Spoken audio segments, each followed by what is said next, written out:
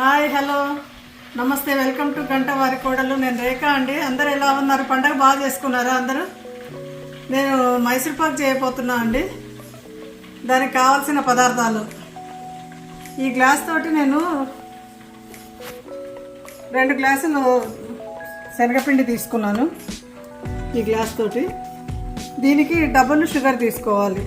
4 గ్లాసులు షుగర్, తర్వాత 2 గ్లాసులేమో ఆయిల్, 2 గ్లాసులేమో నెయ్యి.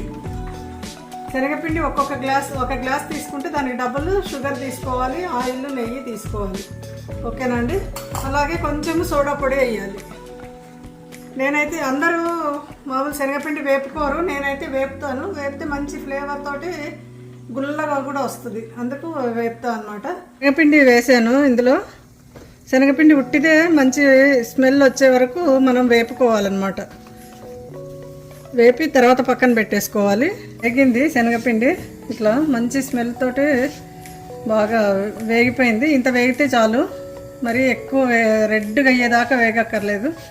మంచి ఫ్లేవర్ వచ్చేస్తుంది. ఇంకా ఆఫ్ చేసేయాలండి. స్టవ్ ఆఫ్ చేసేసి పక్కన పెట్టేసుకోవాలి.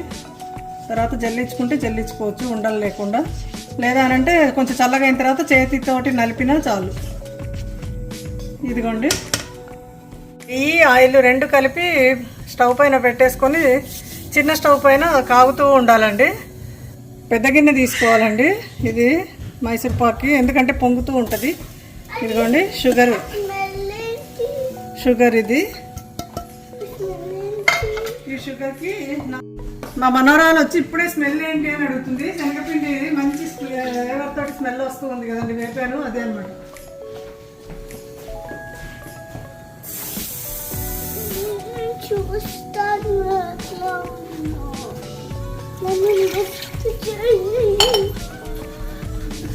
వస్తుందా? స్వీట్ స్మెల్ వస్తుందా? అవునా? నువ్వు ఎక్కడికి వెళ్ళొచ్చావు? స్కూల్కి వెళ్ళొచ్చావా? నీకోసమని మైసూర్ పాక్ చేస్తున్నా. మనం రేపు ట్రిప్కి వెళ్తున్నాం కదా, దానికోసం అందరు తినడానికి. 4 గ్లాసులు షుగర్ వేసాం కదండి, 1 గ్లాసు వాటర్ వేసుకోవాలి. ఇదిగోండి షుగర్ పాకం వస్తూ ఉంది. ఇప్పుడు చూసుకోవాలి ఇట్లా వాటర్లో వేసి. ఇదిగోండి కొంచెం ఇట్లా ఈ కన్సిస్టెన్సీలో రావాలి. ఇప్పుడు మనం కొంచెం శనగపిండి, ఇదిగోండి కొంచెం శనగపిండి, కొంచెం ఆయిల్ వేసుకుంటూ ఉండాలన్నమాట. నెయ్యి వేడి చేసుకున్నది. దీనికి 2 ఉంటే బాగుంటుంది, ఒక్కరున్నా కూడా చేసుకోవచ్చు, ఏం ప్రాబ్లం లేదు. నేనైతే ఒక్కదాన్నే చేసుకుంటా. ఇలా కొంచెం శనగపిండి వేస్తూ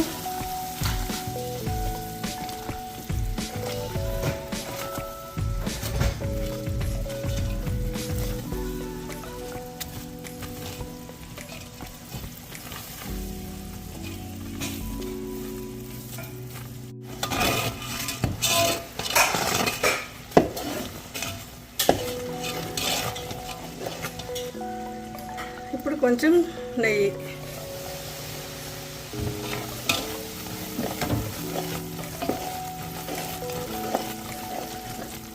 ఇప్పుడు కొంచెం శనగపిండి,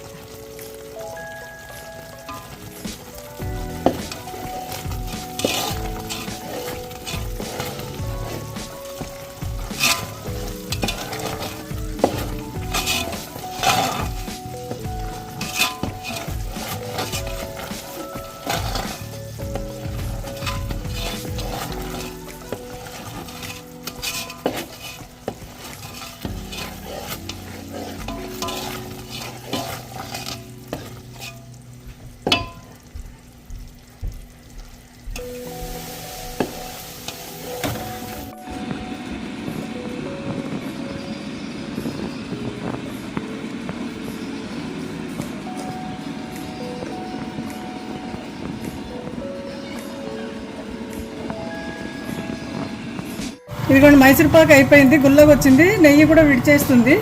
ఇంకా ఇప్పుడు తీసి మనము ట్రేలో వేసేసుకోవాలి. ట్రేకి ముందుగానే నెయ్యి రాసి ఉంచేసుకోవాలండి. ఇప్పుడు వేసేసుకొని అది ఆరే వరకు ఉంచాలి. ఆరిన తర్వాత పీసెస్ కట్ చేసుకోవాలి మనము.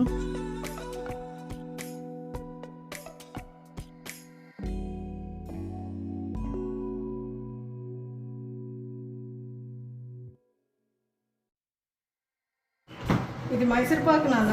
ఇప్పుడు కొయ్యాలి మనము. బర్త్డే కేక్ ఎలా కోస్తాము అలా ఇలా కొయ్యాలన్నమాట. బర్త్డే కేక్ లాగా. ఇదిగో ఎంత బాగా వచ్చింది చూడు. బేగా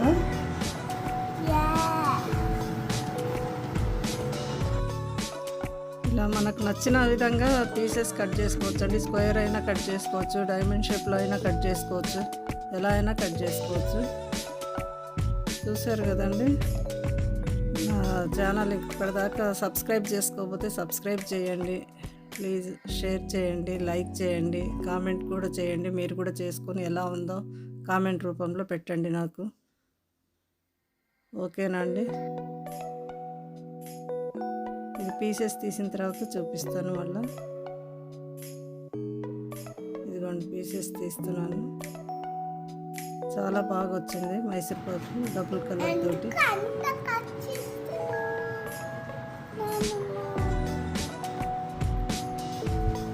ఎందుకు అంత కట్ చేస్తున్నానా? ఇలా ముక్కలు ముక్కలు అవ్వాలి కదా. మైసూర్పాకు అంటేనే ఇలా. ఇది కొంచెం చల్లగా అయిన తర్వాత తీస్తే మంచిగా ఇట్లా పీసెస్ లాగా వస్తుంది. ఇదిగోండి పీసెస్ కట్ చేసాను. డబుల్ కలర్ వచ్చింది చూడండి. చాలా బాగుంది టేస్ట్ కూడా.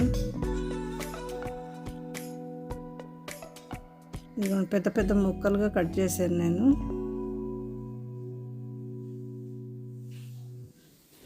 గుల్ల మైసూర్పాకు చాలా బాగా వచ్చింది. నోట్లో వేసుకుంటే కరిగిపోయేటలాగా ఉందండి.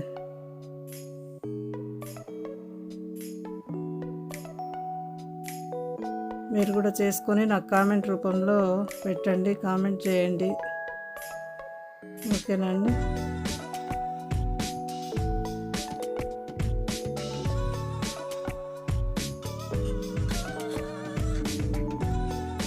చెప్పు. లైక్ చేయండి, షేర్ చేయండి, కామెంట్ చేయండి. ఎలా వచ్చిందో మీరు కూడా చేసుకోండి ఇంట్లో. నా ఛానల్ ఇంకా సబ్స్క్రైబ్ చేయకపోతే సబ్స్క్రైబ్ చేయండి. మా మనవరాలు కూడా చెప్తుంది ఎంత క్యూటీ పై. ఓకేనా అండి. బాయ్.